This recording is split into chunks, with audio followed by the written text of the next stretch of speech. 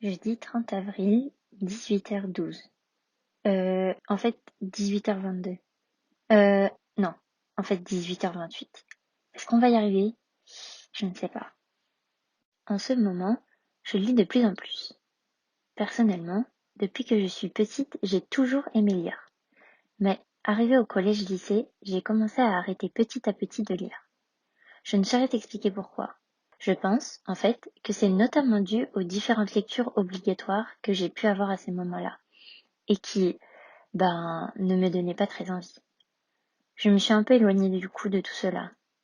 Et puis, de temps en temps, je lisais un livre par-ci par-là.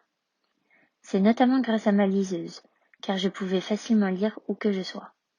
De fait, j'ai dû lire 1 ou 2 romans par an. Et encore, je pense que je suis généreuse. Cette année, ou plutôt en décembre, on m'a offert un livre.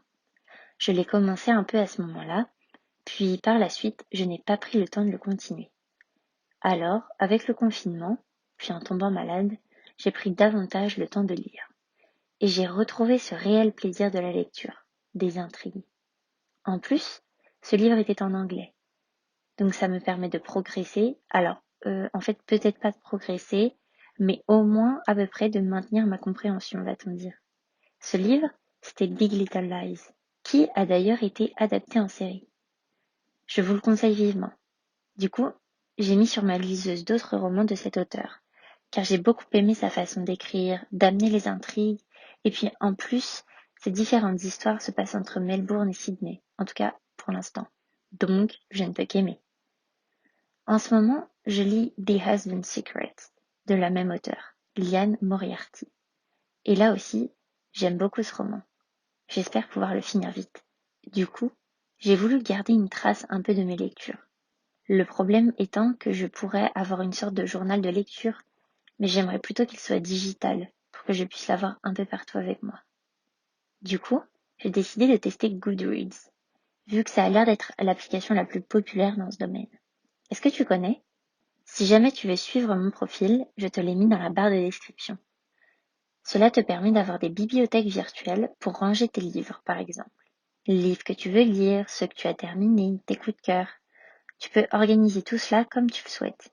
Ensuite, tu peux noter les livres que tu as lus et mettre des commentaires. Et au bout d'un certain moment, Goodreads peut donc te suggérer des lectures qui pourront te plaire. Tu peux également te lancer des défis de lecture, suivre des personnes, participer à des votes pour élire le meilleur roman de l'année, etc. Je me suis d'ailleurs lancé le défi de lire 10 livres d'ici fin 2020. À voir si j'y arrive, mais je suis sûre que c'est faisable. Bon, par contre, je t'avoue que de prime abord, j'ai trouvé le site ainsi que l'app un peu fouillis. Mais je pense que ça peut s'avérer être assez pratique au final. Donc, je vais tester tout ça et je t'en dirai des nouvelles. Sur ce, je retourne sous mon plaid continuer ma lecture. À demain!